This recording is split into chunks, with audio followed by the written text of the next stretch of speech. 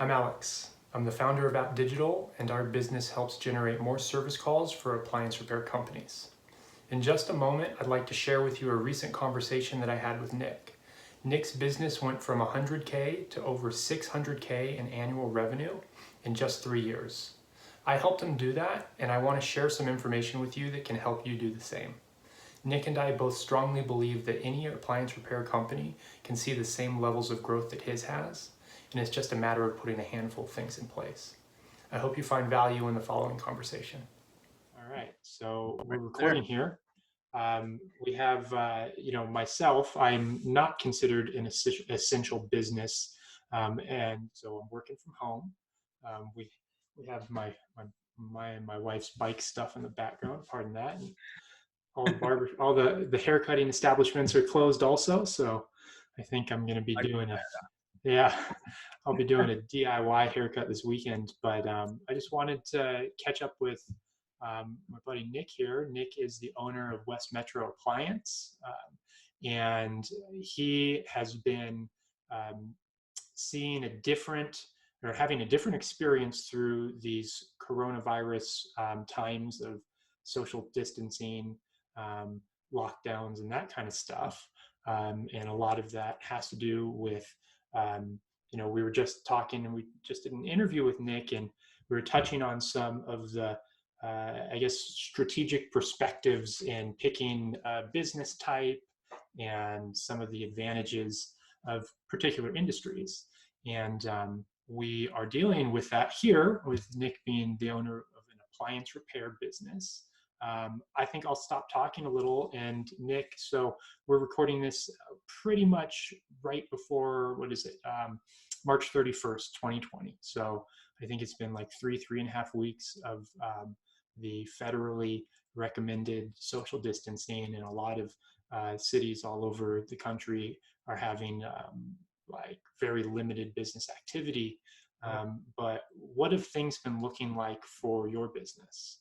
Well, it's funny. We've seen the exact opposite of what you'd think. We've seen an increase in calls, and the first thing I'm going to say is I'm so fortunate that we have the opportunity that we have, and yeah, we've seen an increase of calls. I mean, everyone's at home and no one can avoid or neglect their faulty appliances anymore. So it's like, the dryer that doesn't work or the oven that doesn't work, everyone's at home using their appliances, and they can't neglect them anymore. So that's why we've seen an increase in calls. And I guess it goes to prove that this business is, like you were saying, it better, but versus like a pain supplement versus what was the exact words you used? Yeah, so there's this analogy I like to use when thinking through different industries or business types, is that there are businesses that provide, because look, at the core of it, all businesses provide a solution to some sort of problem.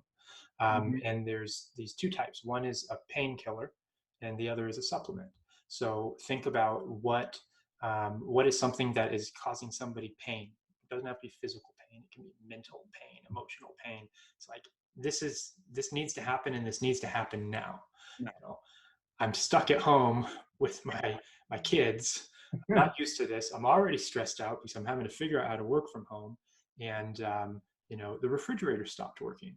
I have no choice but to go get that fixed right now. So yeah, and even like the local businesses or like Home Depot, Menards that are even selling them, they're not even letting their guys like go into the home. So it's like everyone has to repair them too. Even to that extent, we've seen that people like just drop a dishwasher at the end of their driveway. And this is crazy. So it's like people, yeah. So that's why everyone's like, they're even doing repairs that people wouldn't normally do just for the sake of keeping them. Yeah, and taking those precautions are important. So let's shift up a little bit. So what advice do you have for other appliance repair services that are providing appliance repair in consumers' homes? What advice do you have for them? And let's structure this in two ways, so a two-part question. If in terms of just what kind of best practices would you recommend so that people can be responsible and compliant? And then also, what kind of advice would you give to those that might not be seeing the natural sort of good times that you're seeing. There's a whole nother conversation to be had about things that you may or may not have in place that are fueling this influx in business that you have. But for the appliance repair businesses out there that are struggling, what recommendations would you give to them? Yeah, so I would say, well, number one, like, yeah, like, I mean, we have to be aware of our circumstances and our surroundings. And like the first thing that we do, I mean, it may seem pretty basic, but we're wearing gloves in every house. And we sanitize before and after we leave the home. We sanitize our hands, everyone has it on them. And the other thing we do is we actually are screening the calls, and then we give out awareness through emails. So basically, number one, our office is asking if people have been out of the country, if anyone's been sick. Also this virus can be transmitted from clothing. So if we're working on a washer or dryer, please have all your clothes out of the room, things like that nature, to just kind of tell our customers, hey, we're serious about this and we want you to be too.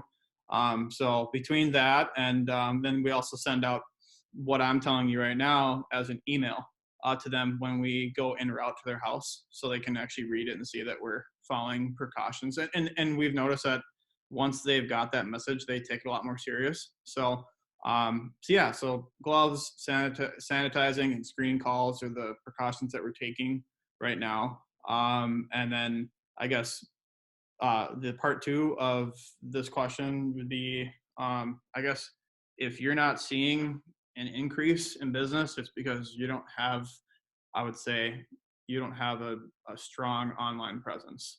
Like that's been the number one thing. Of course, if you build and develop a relationship with a customer, like, and they're a repeat customer, sure, those guys are always going to call you, but we're getting calls from all kinds of corners that we really haven't seen before, and that's directly pertains to our online presence.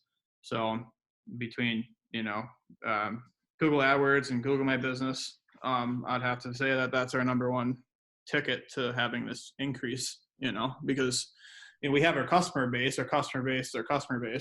so we're not going to really necessarily see that big of an influx there. So I think it's been a combination of our repeat customers, but primarily new business that's coming in right now because everyone's at home. Okay, awesome. So let me throw you this one fun curveball, and then we'll wrap this up. So I'm Alex over here. I have this appliance repair company in Bend and Oregon, and I don't really have too much of a website. I mean, it works, but kind of somebody, I forget who put it up like maybe 5 years ago. And I'm seeing a decrease in my calls. So I have $1,000 that I've set aside for marketing. What can I do in the next 2 to 4 weeks to try to use that $1,000 in the best way? What I would do without even hesitating is, well, I would go for an immediate response. And sure, number one, okay, you have your website. Your website needs to be where it needs to be. It needs to be to a certain degree of acceptability, I would say. And that would be someone like Alex could make a judgment call on that. But I would immediately go to Google AdWords and set up the right campaigns to start going. That would be, to me, I mean, that's when I started doing Google AdWords, it was like, it almost seemed like 2 days later, there was just directly increased our calls. And mind you, that increase was, I have already established my account, you know what I mean, myself. So it's about having the right people make that right establishment for you. But so between that and Google AdWords, that would be my biggest advice. Cool. Okay, so to recap, with that $1,000, your recommendation is was it two pieces? One was to kind of clean up the website, make sure that it's okay. So number one is make sure that the website is, and I'll just jump in and say, make sure the website is good enough to run some paid traffic to. And then number two is to take that $1,000 or whatever would be left over and put it into pay per click, paid search. That's very manageable, and you see the immediate response after. I mean, it pays for itself very quickly. Okay. I'm going to go ahead and jump in with a pitch. This is free for anybody that's watching this. Anybody that finds yourself in this position, If you wanted to learn a little bit more about Nick, let me know. Shoot a response to this email. We've recorded some other stuff together, and you can learn more about his very wise advice and his experience. Anybody that would like to try to take advantage of the opportunity on the online space, let me know. I'm going to shoot you some resources for free, point you in the right direction for some education, so that you can take that metaphorical $1,000 and put it to something that's going to grow your business. And then really quick, before we shut this recording down, tell me again real fast, what was your annual revenue in year one for your business? 100,000. And what is your annual revenue as of this last year, year three? 600,000. All right. So this guy knows what he's talking about.